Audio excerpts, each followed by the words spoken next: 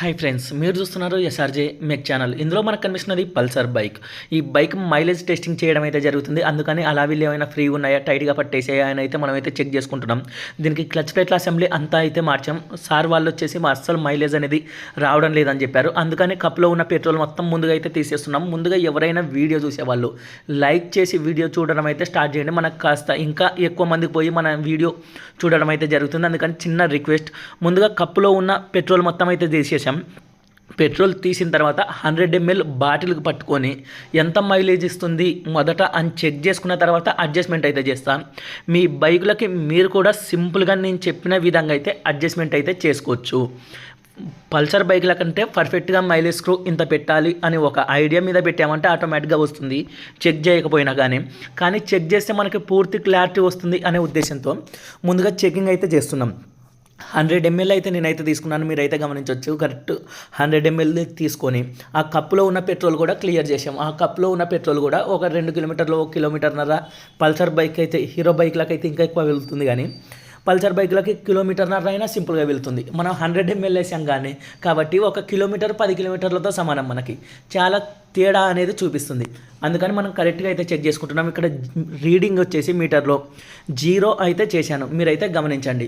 ఈ బైక్ ఎంత ఇస్తుంది, మనం అడ్జస్ట్మెంట్ చేసిన తర్వాత ఎంత వచ్చింది.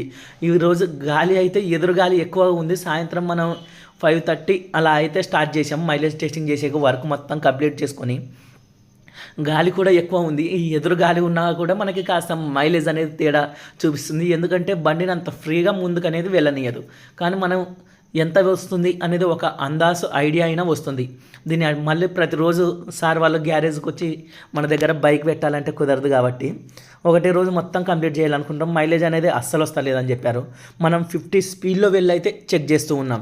మైలేజ్ చెక్ చేస్తూ ఉన్నాం అంటే డౌనల్ వచ్చినా కూడా క్లచ్ అయితే యూజ్ చేయకూడదు.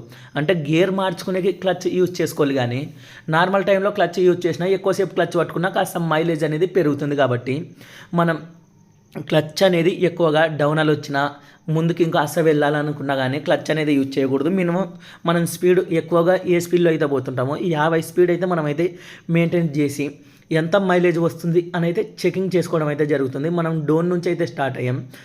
రీడింగ్లో కూడా 0 అయితే పెట్టుకున్నాం. 0 పెట్టుకొని ఎంతవరకు వెళ్తుందని అయితే చెకింగ్ చేయడం అయితే జరుగుతుంది.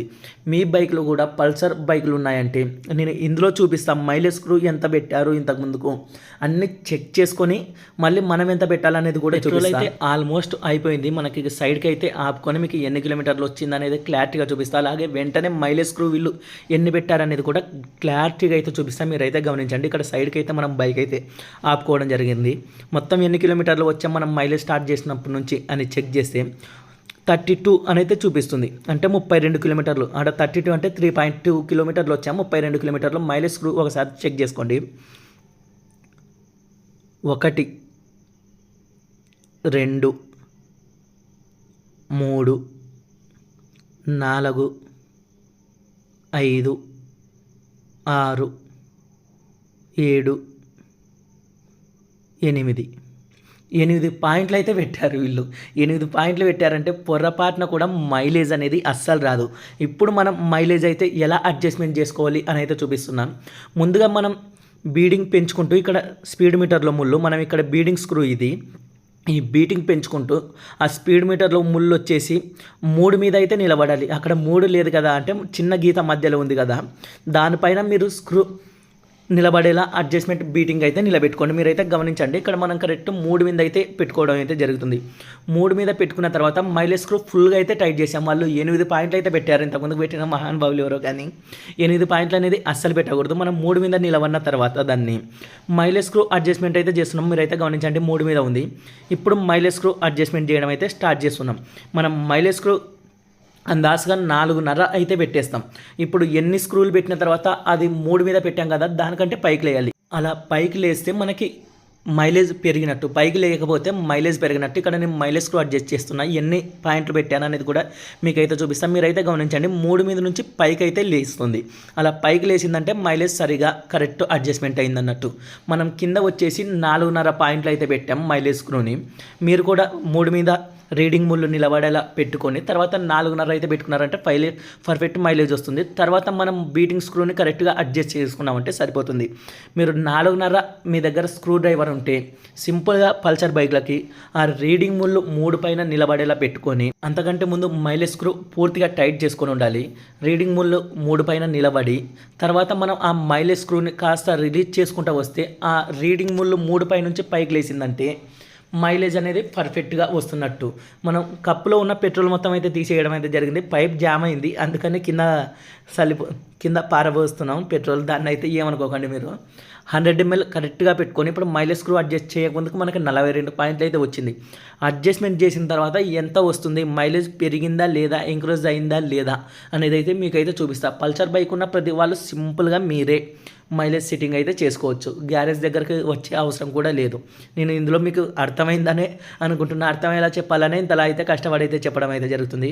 మీరైతే గమనించండి, సరిగా 100 ml పెట్రోల్ అయితే మనం వేసుకోవడం అయితే జరుగుతుంది. పైన రీడింగ్ మళ్ళీ 0 చేసుకొని ఇక్కడి నుంచి మళ్ళీ స్టార్ట్ అవుతాం. మైలేజ్ స్క్రూ అడ్జస్ట్మెంట్ చేసిన తర్వాత ఏమైనా పెరిగిందా లేదా అని. మీరు మొత్తం అలా 4.5 పాయింట్లు మైలేజ్ స్క్రూ పెట్టుకున్న తర్వాత కానీ మైలేజ్ పెరగలేదంటే మీరు అప్పుడైతే గ్యారేజ్ దగ్గరికి వచ్చి ప్రాబ్లం ఏమిటనేది చెక్ చేయించుకోండి. మనం ఆన్ చేయగానే ఒక 30 ml అయితే మీరైతే 30 లేదా ఒక 20 ml కప్లేక్ అయితే పోయింది. రీడింగ్ అయితే ఇందాక 3.2 అయితే ఉంది. 3.2 జీరో చేయడం అయితే జరిగింది. మీరైతే గమనించండి. మళ్ళీ ఇక్కడ నుంచి మనకి కౌంట్ అయితే స్టార్ట్ అవుతుంది. అప్పటికి ఇప్పటికి ఏమైనా పెరిగిందా లేదా మనం మైలేజ్ స్క్రూ అడ్జస్ట్ చేసిన తర్వాత దీనికి అన్ని చెక్ చేసి మనం మైలేజ్ టెస్టింగ్కి అయితే రావడం అయితే జరిగింది. క్లచ్ ప్లేట్ల అసెంబ్లీ అన్నీ అయితే చేంజ్ చేసాం.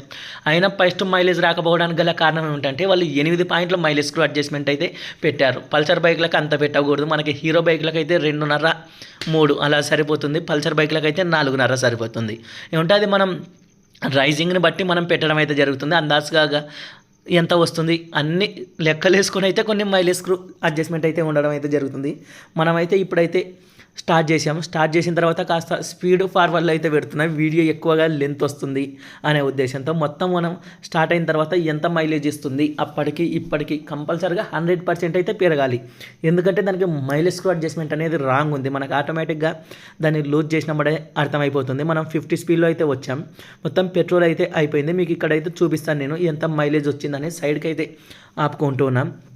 మీరు గమనించారంటే ఇక్కడ వచ్చేసి 4.5 అంటే 45 కిలోమీటర్లు అయితే పర్ఫెక్ట్ మైలేజ్ అయితే వస్తుంది. వీడియో నచ్చితే లైక్ చేయండి, షేర్ చేయండి, మన ఛానల్ అయితే సబ్స్క్రైబ్ చేయండి. ఇటువంటి వీడియోస్ ఇంకా కావాలంటే లాస్ట్ వరకు చూసిన వాళ్ళు కామెంట్ పెట్టండి.